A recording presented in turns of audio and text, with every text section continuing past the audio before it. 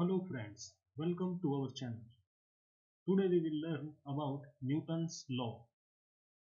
Newton के total 3 नियम हैं, जिनमें से पहला नियम फोर्स को डिफाइन करता है। दूसरा नियम फोर्स और एक्सिलरेशन के बीच में रिलेशन को बताता है और तीसरा नियम उस फोर्स के ओरिजिन को बताता है जो बाहरी रूप से लगाई जा रही है किसी बॉडी पर। चलिए अब हम पढ़ते हैं न्यूटन का पहला नियम, Newton's first law. A body at rest will remain at rest and a body in motion will continue to remain in motion in a straight line with a uniform speed unless it is compelled by an external force to change its state of rest or motion. इसमें कहा गया है कि एक कोई भी body है वो रेस्ट में ही रहेगी जब तक हम उसमें कोई बाहरी फोर्स न लगा दें, और इसी के साथ साथ कोई बॉडी वो मोशन में ही रहेगी जब तक कि हम उसको कोई बाहरी बल देकर न रोक दें। ये हमारे पास न्यूटन का पहला नियम है। अब देखते हैं आगे। Newton first law is also called law of inertia. Newton के फर्स्ट लॉ को हम इनर्शिया भी कहते हैं। ओके, चलिए अब देखते हैं इनर्शिया क्या है। Inertia is the property of a body due to which it resists a change in its state of rest or uniform motion. Greater the inertia of a body, greater will be the force required to bring a change in its state of uniform motion. Means inertia वो property है किसी भी body की जो उस body को कोई भी चेंज करने से रोक सकती है। जैसे कि मान लीजिए कोई बहुत भारी बॉडी है, हमें उसे मोशन में लेकर आना है तो हमें बहुत ज्यादा फोर्स की आवश्यकता पड़ेगी। ऐसे ही यहाँ पर कहा गया है greater the inertia of a body greater will be the force required to bring a change in its state of rest और यूनिफॉर्म मोशन। मींस यदि कोई बॉडी चल रही है भारी बॉडी, तो उसे रोकने के लिए भी हमें ज्यादा फोर्स की आवश्यकता पड़ेगी और किसी भारी बॉडी को मोशन में करने के लिए भी ज्यादा फोर्स की आवश्यकता पड़ेगी। तो इस प्रकार न्यूटन फर्स्ट लॉ फोर्स को डिफाइन करता है। चलिए अब देखते हैं इनर्शिया कितने प्रकार का होता है। There are total 3 types of inertia. पहला है इसमें inertia of rest, inertia of motion, inertia of direction. अब यहां पर देखते हैं, जैसे कि हम इनर्शिया को मास के बराबर लेकर चलते हैं, तो यहां पर देखिए mass is measure of inertia of a body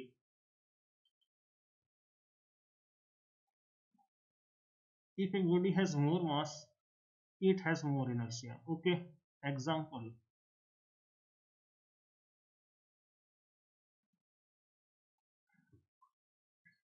when a bus starts suddenly the passenger fall backward.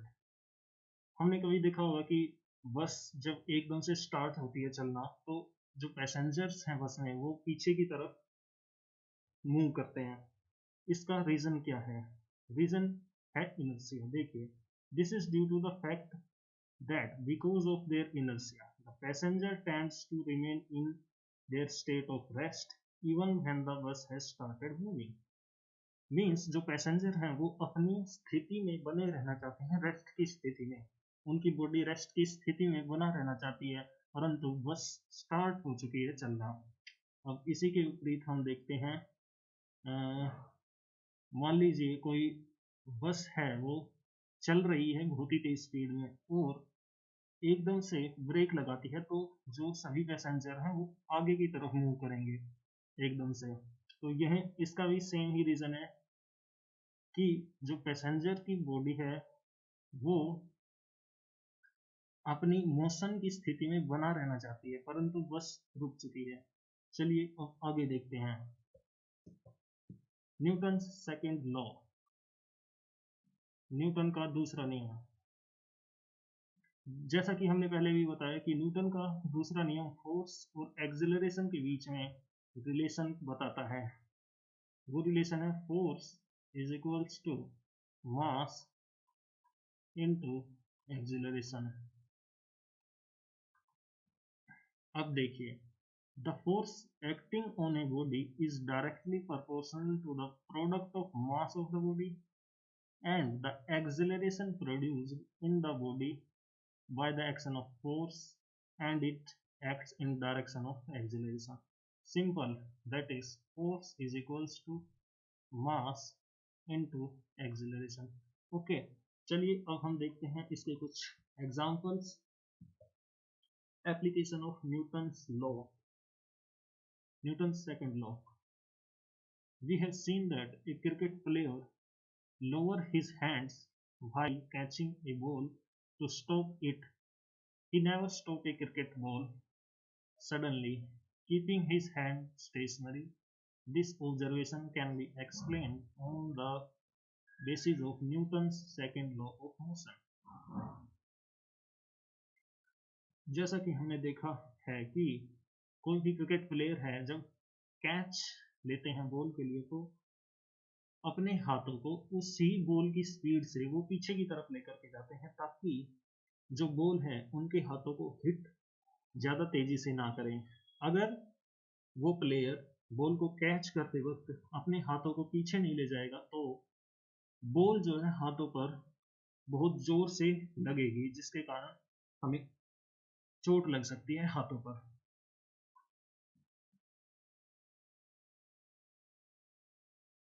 तो यह है एप्लीकेशन न्यूटन के सेकंड लॉ का।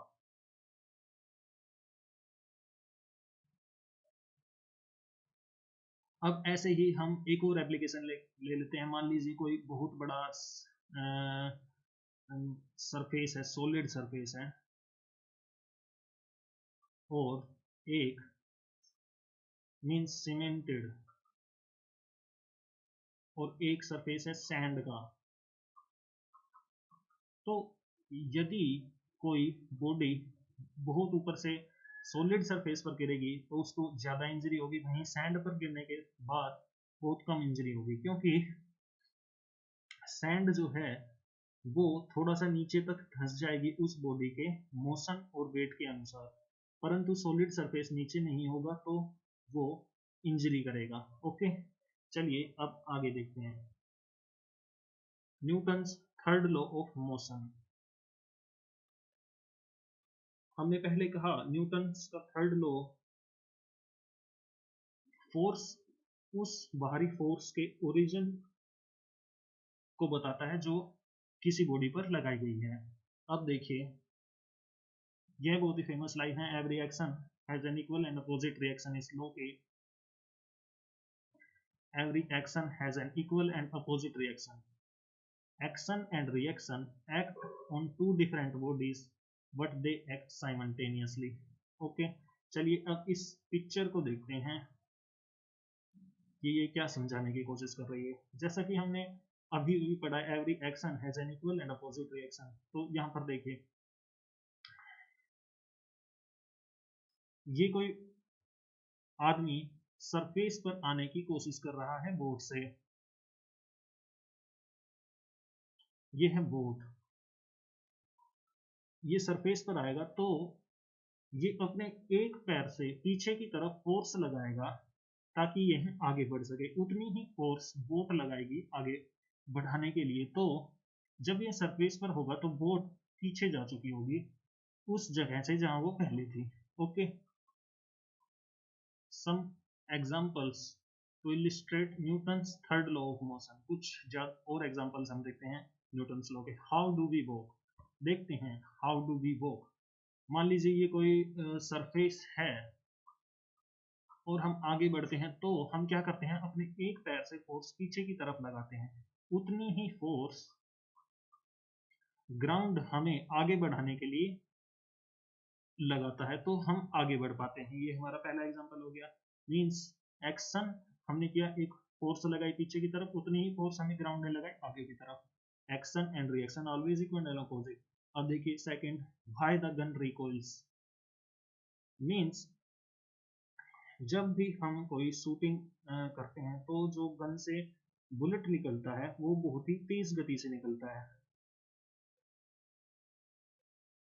जिसके कारण वो बुलेट है उतनी ही फोर्स बैकवर्ड डायरेक्शन में भी लगाता है, जिसके कारण हमें एक पीछे की तरफ बैकवर्ड फोर्स महसूस होता है। परंतु भारी वजन होने के कारण गन के हमें वो ज्यादा पीछे महसूस नहीं होता। अब देखिए तीसरा हो गया case of jet aeroplane and rocket. Rocket में देखिए क्या होता है कि रॉकेट ऊपर जाने के लिए बहुत ज्यादा ईंधन की आवश्यकता होती है, तो वो ईंधन जब जलता है तो नीचे बहुत ज्यादा फोर्स लगाता है ताकि वो ऊपर उड़ सके। ओके, ऐसे ही हो गया कि the case of boat and ship, the case of होस पाइप। मीन्स जो फायरमैन होते हैं उनके पास जो पाइप होती है उसमें से पानी इतनी तेज गति से निकलता है कि वो पीछे की तरफ फोर्स लगाता है, इसलिए जो फायरमैन है वो उस पाइप को बहुत ही टाइट होल्ड कर कर रखते हैं ताकि वो पीछे न जाए। ऐसे ही हो गया the case of horse pulling a cord. ये कुछ एग्जांपल्स थे Newton's third law of motion के।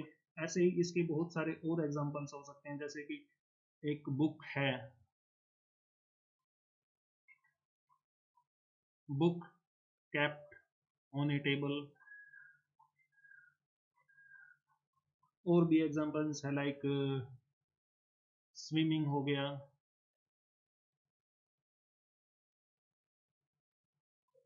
ये सभी एग्जांपल्स हैं Newton's third law of motion के। So guys, that's all for now. We will continue in our next video. Thank you.